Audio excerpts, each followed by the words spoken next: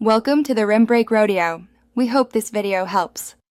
You begin by verifying prerequisites, device model, OS version, and carrier/APN settings so you know what behavior to expect. Next, check airplane mode, Wi-Fi, and cellular data toggles. Flip each off and on to force reinitialization. Power cycle both the device and router now, because many transient faults clear immediately. As you do that, read and note any error messages or status icons. This information will steer the deeper steps that follow. Once done with basics, run diagnostics. Use ping to the gateway and traceroute to a known host to isolate local versus upstream issues. Reset network settings only after saving passwords because this clears customized configs. Then update device firmware and carrier settings to eliminate software bugs.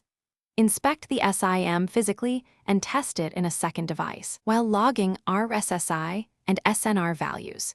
These numbers explain whether you now apply targeted fixes, restore APN entries, set preferred DNS, or ask your carrier to re-provision the line.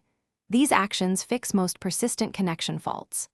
After applying changes, monitor stability for 15 to 30 minutes and actively replicate the original failure to confirm resolution.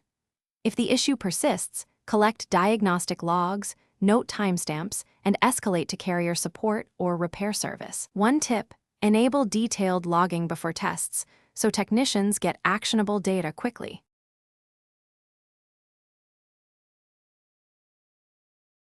Thanks for watching. Consider subscribing if we helped you.